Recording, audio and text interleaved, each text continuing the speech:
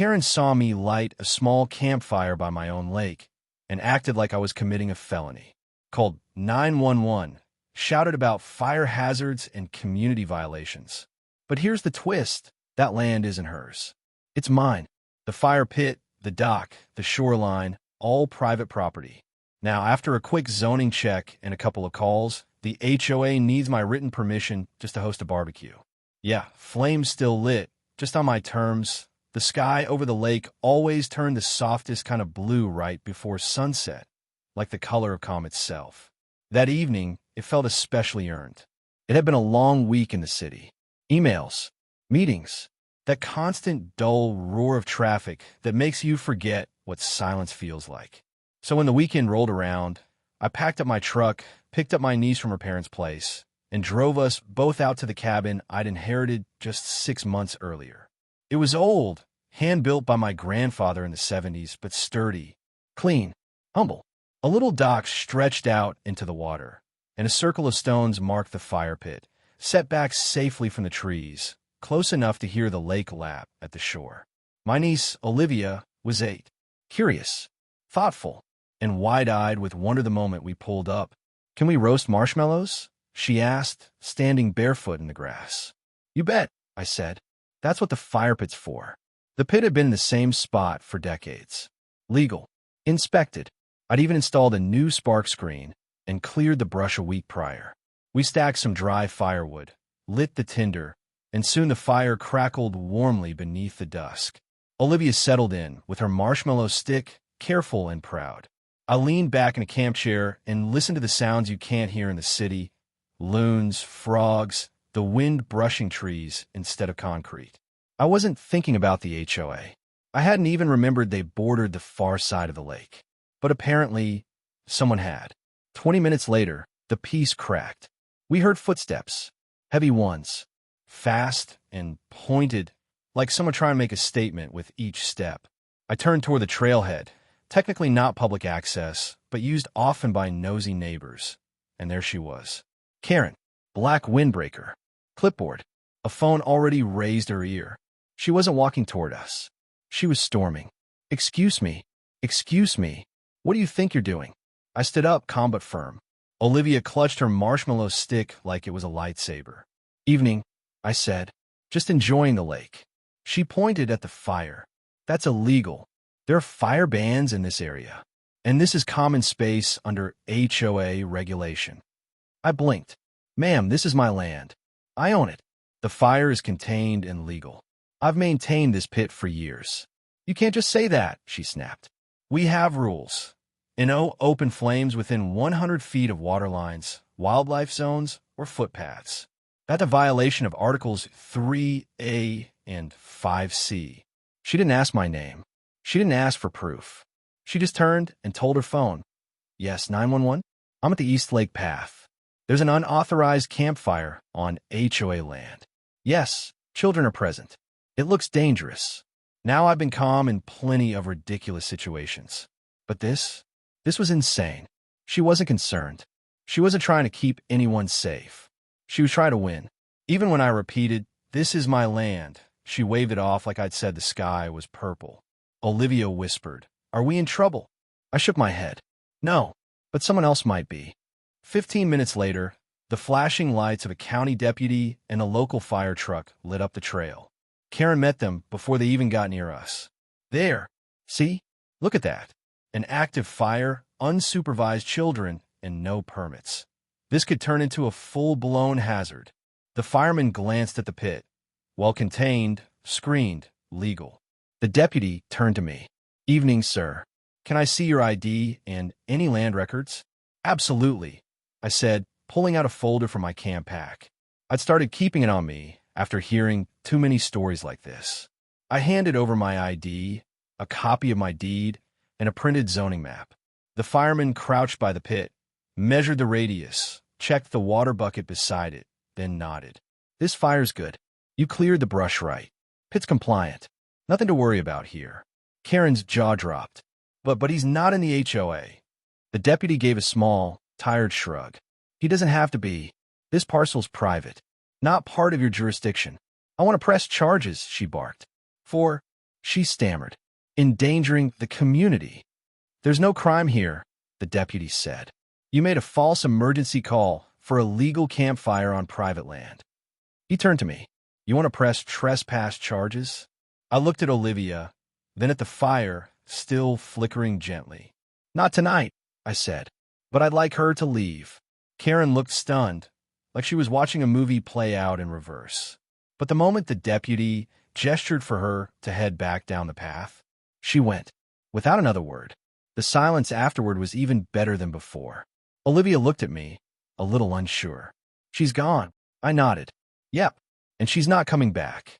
We sat back down, roasted another marshmallow, and I let the fire pop and crackle as I thought about what had just happened. She called the cops because I lit a fire on my own land. But now that she just opened the door to a much bigger flame. Because tomorrow, I wasn't just going to light a fire. I was going to check every single square foot of shoreline she thought she controlled.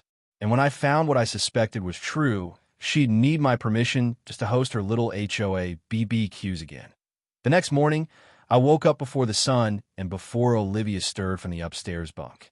Coffee in hand, I stepped out onto the porch, still thinking about the way Karen had pointed at my fire like it was a felony. She didn't flinch when she said it was HOA land. She really believed it. That's what stuck with me. And if she believed it, chances were the HOA board believed it too. But belief and reality? Two different things entirely. I dug into my property folder, the one I'd thrown together when I first inherited the cabin. It had the usual stuff, tax records, utility accounts, the original deed. But now I was looking with a new kind of precision, like someone checking every corner of the map for buried leverage. The deed was old school, crisp legal language, the kind that described boundaries in rods and chains. From a large pine tree near the lake's eastern edge, along the natural shoreline, encompassing 216 feet of uninterrupted bank. Right there, it was clear. The shoreline wasn't just a view. It was mine, and it wasn't just a few feet of soggy grass either. It included the flat picnic area where I'd seen the HOA set up folding tables, smokers, and balloons on at least 3 different weekends over the summer. They'd been hosting events on my property. That's when I decided to pull the full survey records. I drove into the county recorder's office with a thumb drive and a purpose. After a bit of waiting, I got exactly what I came for. Original plat maps dating back 40 years, layered with zoning overlays and easement agreements. There were 3 key takeaways. My parcel included the full fire pit area, shoreline bank, and adjacent picnic zone. The HOA common area stopped 20 feet short of the water. No formal shared use agreement existed between the HOA and my family's land, past or present. So why they acted like it was theirs? Simple. No one had ever told them otherwise. I emailed everything to my land use attorney, a guy named Fletcher who specialized in boundary disputes. He called me the next morning, chuckling as he flipped through the files. This one's a gift, he said. It's not even gray area. You've got full title, no encroachments, and 0 record of easements in their favor. They've been using it for years, I said. Summer barbecues, HOA cookouts, birthday parties. That's trespass, my friend. Repeated and unchecked. Want to send a cease and desist? No, I said, sipping coffee. I want to warn them first. Then want to lock it down permanently. Then let's get you a formal notice to revoke use, and a letter demanding a stop to all events until permission is granted in writing. We hung up, and I started drafting the packet. Within 3 days, I had a thick envelope ready for the HOA board. Inside was a certified notice of private land use revocation, a full-page property map with boundary lines highlighted, copies of zoning confirmations and tax records, a personal cover letter, calm but firm. Effective immediately, this notice revokes all unpermitted access or use of my shoreline parcel for HOA-related events. Future use is subject to lease, license, or written authorization. Failure to comply will result in trespass citations and potential legal action. I signed it, folded it neatly, and dropped it off at their clubhouse Dropbox. And then I waited. It didn't take long. The next day, I got an email. Not from Karen, but from the HOA secretary, a polite woman who clearly didn't know what was coming. We received your letter. This is the first we've heard of any claim that the area is private property. Our understanding has always been that the lake picnic area is common space. I replied with no anger, just attachments. Maps. Records. A copy of the signed deed with the parcel ID highlighted in red. 3 hours later, a second email arrived, this one from Karen. It was less polite. We believe your claim is exaggerated and misleading. The HOA has hosted community events on this land for more than a decade without issue. This sudden effort to exclude us appears retaliatory and disrupts neighborhood harmony. I didn't respond to that one. I forwarded it to Fletcher. His reply came with a legal template. Reply with silence. Let the law speak instead. A week later, another event was planned. Family fun on the shoreline. Barbecue cookout, games, cornhole, the works. Karen was either testing my boundaries or assuming I was bluffing. She was about to find out I wasn't. The morning of the HOA's family fun on the shoreline, barbecue arrived warm and breezy, the kind of afternoon that practically begged for lawn chairs and grill burgers. But I wasn't setting up a picnic. I was preparing paperwork. After Karen's dismissive email, I gave it 1 week before taking official action. That week had passed. Now I wasn't just the guy who lit a fire. I was the man shutting down the grill. I drafted the cease and desist notice with my attorney, Fletcher, keeping it razor sharp but legally sound. No extra emotion, just facts, citations, and a clear line in the sand. Effective immediately, all HOA-sponsored or affiliated use of Parcel 48C shoreline, including recreational, social, or event-based gatherings, is to cease until a formal access agreement is negotiated and signed. Unauthorized access will be treated as trespass per County Statute 12-41. Records of continued unauthorized use will be submitted to county enforcement. I printed 5 copies, 1 for each board member. Each envelope had their name typed in block print. Karen's was taped to her mailbox with a delivery confirmation receipt. I didn't attend the barbecue. I didn't need to, because by 2:15 p.m., the event was already falling apart. According to a neighbor and a few pictures shared in the local Facebook group, half the guests arrived with coolers and beach blankets, only to be stopped by a printed notice stapled to a wooden stake at the shoreline. Private land. Event access revoked. Do not enter. Next to it, my zoning map, laminated, highlighted, with my name and parcel ID front and center.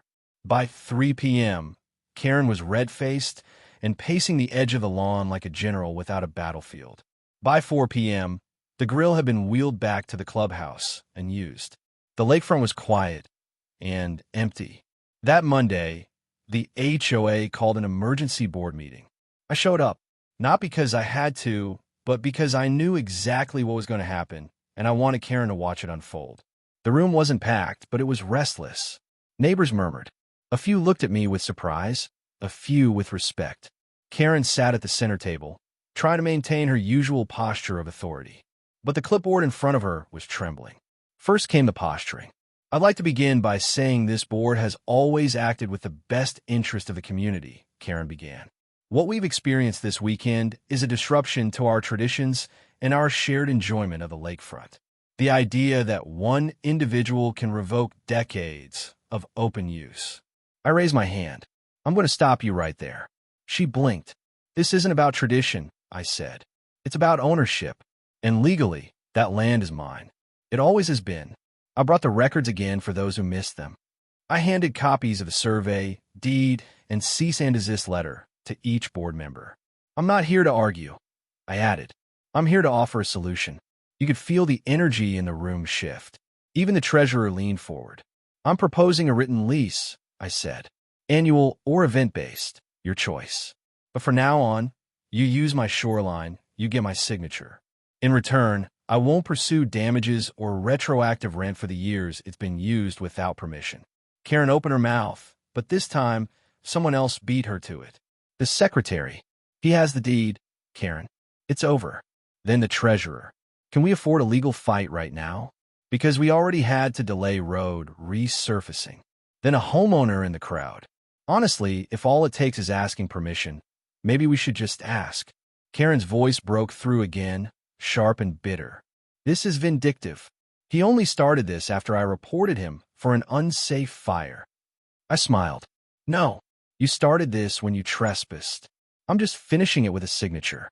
Another board member leaned over to whisper to her. She pushed her chair back, face flush, and stood up. This is ridiculous. She left. She didn't come back. The meeting ended with a unanimous vote. The board would draft a formal agreement. Event use of a shoreline would require 2 weeks advance notice, proof of liability insurance, written, signed approval from the landowner, a $100 maintenance fee per use to cover cleaning, trash, and wear. The community BBQs could continue, only if I said yes. That night, I sat on the same dock where Olivia and I had roasted marshmallows just 2 weeks prior. I watched the moon rise over the lake, and I realized the irony. Karen had tried to erase my rights with a phone call, and now her entire HOA had to call me to flip a burger. In the weeks that followed the HOA's reluctant agreement, something remarkable happened. It wasn't loud. It wasn't dramatic. It was slow, quiet, the way respect builds when someone stands their ground and doesn't flinch. Karen, on the other hand, was unraveling in real time. The once commanding tone she used at meetings was replaced with passive-aggressive muttering. The clipboard she used to carry like a badge of authority was now left at home. People had stopped taking her seriously, and worse, they'd started laughing. During one HOA newsletter meeting, a member jokingly suggested that the new barbecue flyer should include a note at the bottom, pending landlord approval. Everyone laughed, except Karen. She didn't show up to the next meeting. Rumors spread faster than smoke from a grill. Some said she had threatened to sue the board for siding with a trespasser. Others said she was calling the county daily, trying to find a loophole in the land records. But the records were clean. My deed was bulletproof. And the more she fought it, the more ridiculous she looked. Neighbors who once blindly followed her started coming to me instead, to ask questions, not make accusations. One Saturday afternoon, a man named Bill from 3 doors down approached me with a folding chair under one arm and a tray of ribs in the other. Hey, he said, heard you own this stretch of the lake. You mind if I sit by the fire for a bit? I brought my own charcoal. I laughed and gestured toward the fire pit. It's still warm. You're welcome to it. He sat up, thanked me, and offered me a rib. That's how the new norm began. Over the next few weeks, it became an unspoken rule. If you wanted to use the lakefront for more than a quick stroll, you check with me first. And unlike the HOA, I didn't enforce rules for the sake of control. I just asked for courtesy, respect, a little communication. Funny thing was, everyone was fine with that. They didn't mind asking permission. What they had resented was being told what they could or couldn't do by someone who didn't even own the land. The new lease agreement between me and the HOA was finalized without drama. $100 per event. 48-hour notice required. No fires without supervision. Leave no trash behind. Clean, simple, fair. The HOA treasurer emailed the first payment and thanked me. Karen was CC'd, but she didn't reply. Eventually, someone on the board brought up the idea of hosting a thank you gathering, a neighborhood picnic to show appreciation for how the lakefront issue had been resolved. I didn't attend. Not to be petty, I just prefer my peace. But Olivia came with me that weekend, and we sat by the fire pit that started everything. She was older now, a few inches taller, a little less afraid of burning her marshmallows. She looked out at the lake and said, "You still mad about that lady?" I shook my head. Not mad, just glad she's gone. Because that's the other thing. Karen? She was no longer on the board. A vote had been held in a quiet session a month after the lease agreement. It wasn't dramatic. No smear campaign. No flyers. Just a majority of neighbors who'd had enough. She lost. She didn't even run again. The last time I saw her, she was walking past the lake trail. Not along it. Not across it. Just past it. Her eyes were forward. She didn't look at me. She didn't look at the fire pit. But I noticed something in her hand. A for sale sign. By the end of the season, her house was on the market. She left before winter came. No goodbye. No complaint. Number 911 call. The campfire spot became more than just a circle of stones.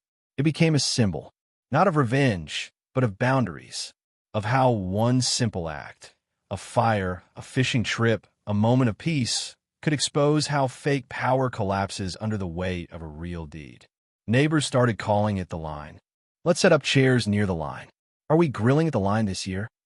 They didn't say it to mock Karen. They said it because they finally understood who owned what and who never did. The HOA operated with more humility now. Rules were still there, but they were cleaner, simpler. No more mystery citations. No more code-waving power trips. Because every time they tried something heavy-handed, someone always brought up what happened with the fire pit. Don't want another shoreline situation, they'd say. And just like that, the boundaries stayed respected, not with fear, but with facts. By the start of fall, everything had changed, not in some explosive, dramatic way, but in the way a lake settles after a storm. Quiet, clear, undeniable. The shoreline that once triggered conflict had become the very place where peace was reaffirmed. Not because people gave up, but because boundaries were respected. And that changed everything. After the HOA board accepted the lease agreement, I decided to post a sign.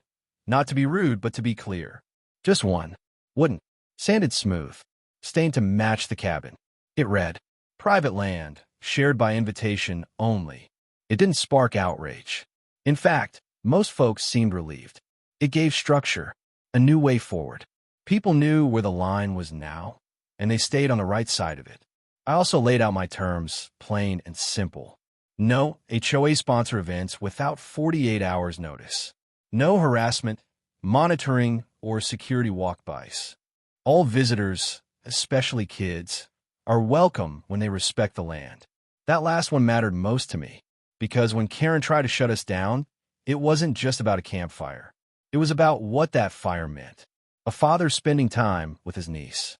A family memory being built. That's the kind of thing no HOA has the right to touch. And soon, the family started coming back. Not in groups. Not with banners or flyers. But one at a time. A mom with her toddler and a story about her own childhood picnics by the lake.